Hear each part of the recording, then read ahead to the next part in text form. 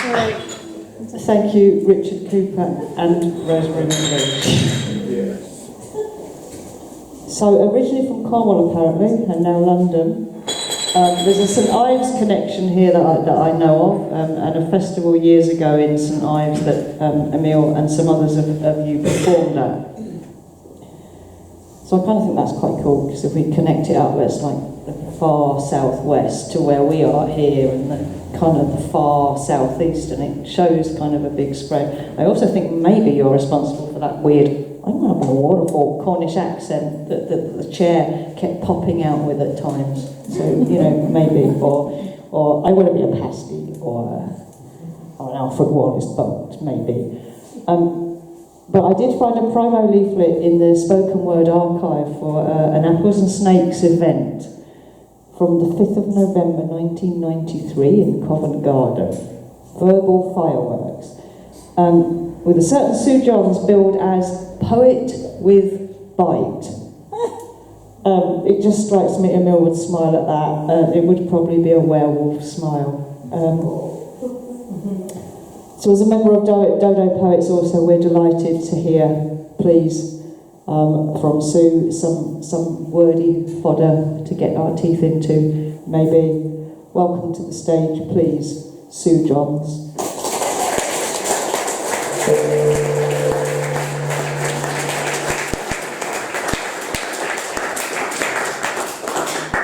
Yeah, I was looking through some of those old flyers just today. It's just, yeah, so many happy memories. And I was saying to Bernie earlier in the week, I feel really bad. I feel I should have written a poem about Emile, but with only a couple of days left, we might get a haiku. So yeah, Emile, a haiku. Describe the Sercombe in 17 syllables. Don't be fucking daft.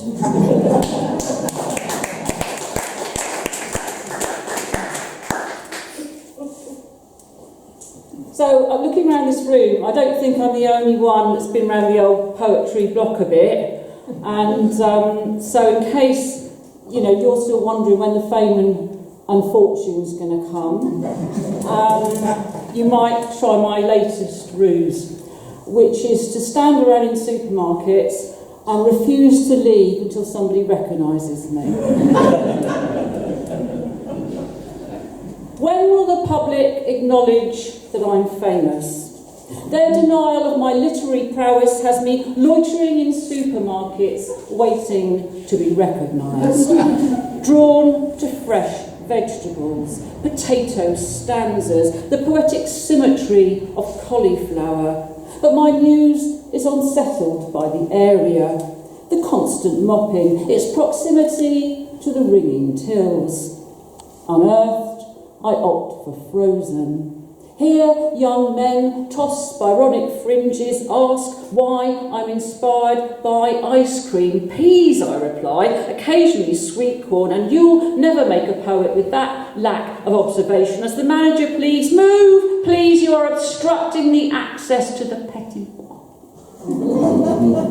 Currently uprooted in continental cheeses, I observe the salads.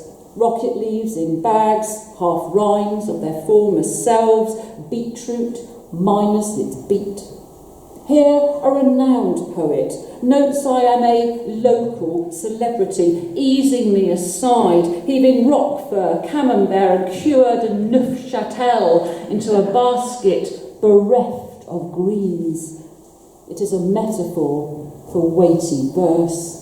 Hardened arteries en route to a prize, dismissing my suggestion of carrot batons, he makes for the warmth of the bread counter.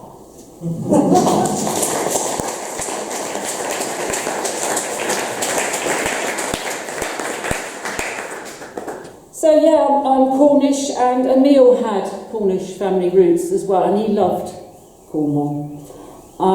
This is a poem about my dad, who used to sing in a Cornish male voice choir. It's called Time for Song.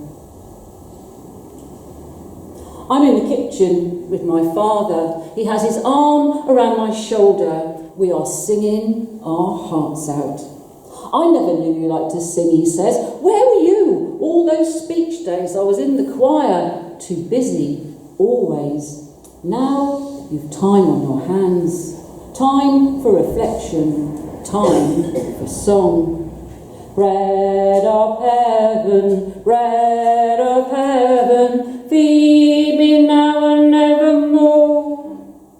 Next door, someone is playing the drums. As this party comes to an end, we proclaim we have not finished.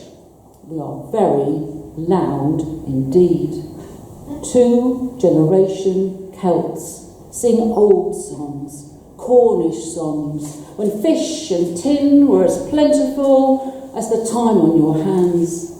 Time for reflection, time for song. And shall Trelawney live, and shall Trelawney die? His 20,000 Cornishmen will know the reason why. There is red wine on my white shoes. Someone says it won't come out. We shout for a song sheet proclaiming we are not English. We are very drunk. Indeed. 2-generation Celts.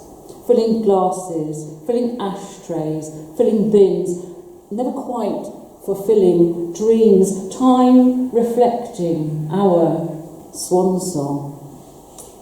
I love the white rose in its splendour, I love the white rose in its bloom, I love the white rose, so fair as it grows. It's the rose that reminds me of you. I'm in the kitchen with my father. He has his arm around my shoulder. We're singing our hearts out.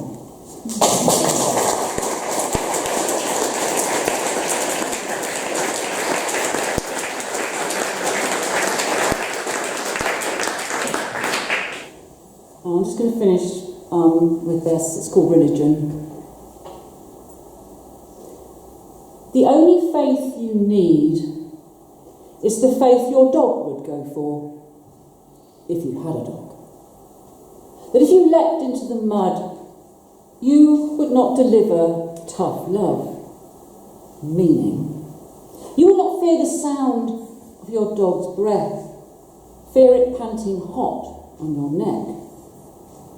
Having recognised, your dog is not merely a dog, but mud is just mud. Let's add an aside.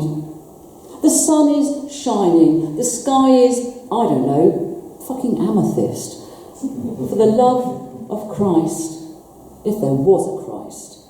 Get in the mud with your dog, look it in the eye, enjoy the surprise, and then lie on the grass with your dog to dry. There is no God. Thank you.